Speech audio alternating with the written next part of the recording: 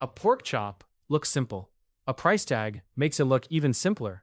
But a pork chop is really the last step in a long production system.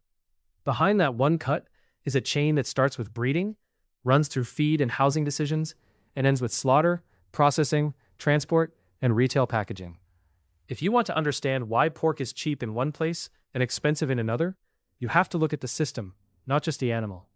In the US system, hog production is usually broken into specialized stages. Some farms focus on farrow to finish, raising pigs from birth to slaughter weight. Others focus on farrow to wean, nursery, or finishing. That specialization matters because pork is really a feed conversion story.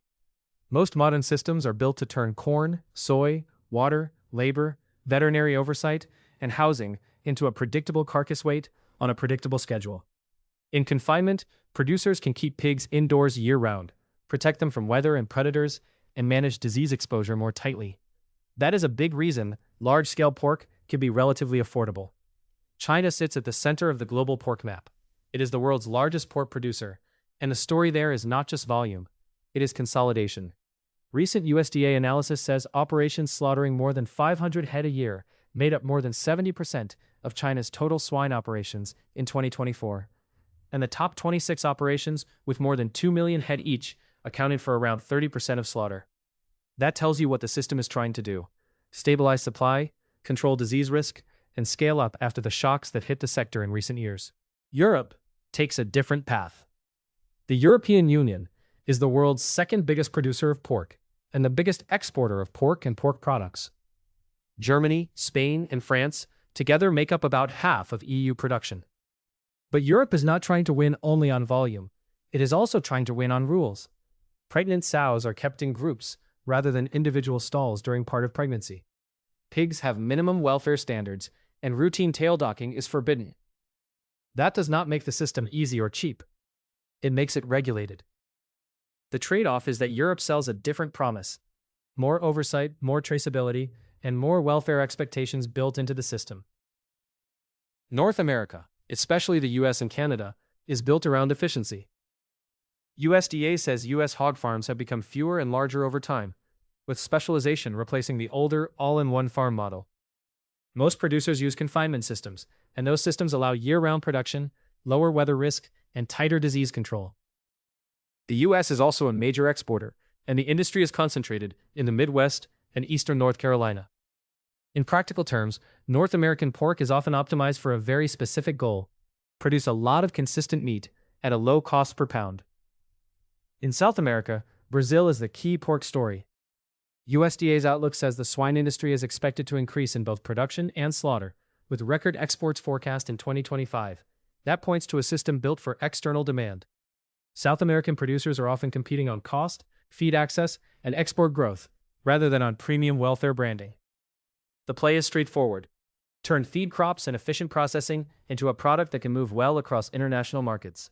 Antibiotics are one of the biggest reasons pork farming turns into an argument. The careful version is this: antibiotics are sometimes necessary for animal health, but they are not a blank check for production. In the US, medically important antimicrobials in feed or water have been available only through a licensed veterinarian since January 2017. In the EU, growth promotion use is banned, preventive use is tightly restricted, and veterinary prescription is the rule. Europe has also cut veterinary antibiotic sales sharply over time. The point is not that one region cares and another does not. The point is that the goal is stewardship. Use antibiotics when needed, but do not build the system around unnecessary use. Free-range or outdoor pork systems can look more natural, and in the right setup, they can deliver real welfare benefits, especially around movement and behavior.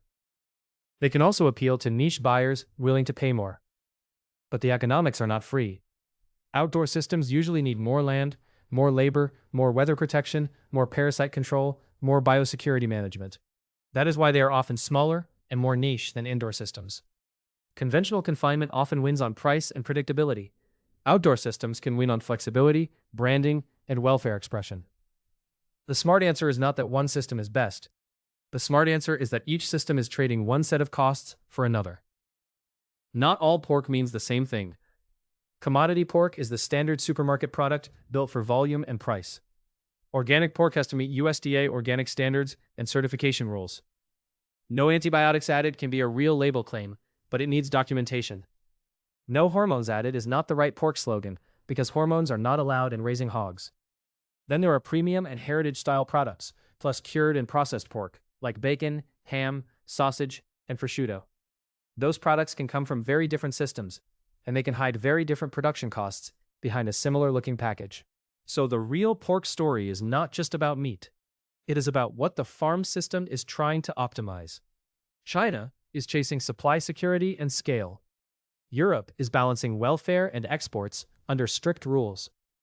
North America is chasing efficiency and steady output. South America is chasing export growth and competitive cost. Once you see those goals clearly, the labels in the store make more sense too. Pork is cheap when the system is tuned for volume. It is expensive when the system is tuned for welfare, outdoor access, or premium branding. The trick is knowing which trade-off you are actually buying. That is the whole farm-to-table story in one sentence.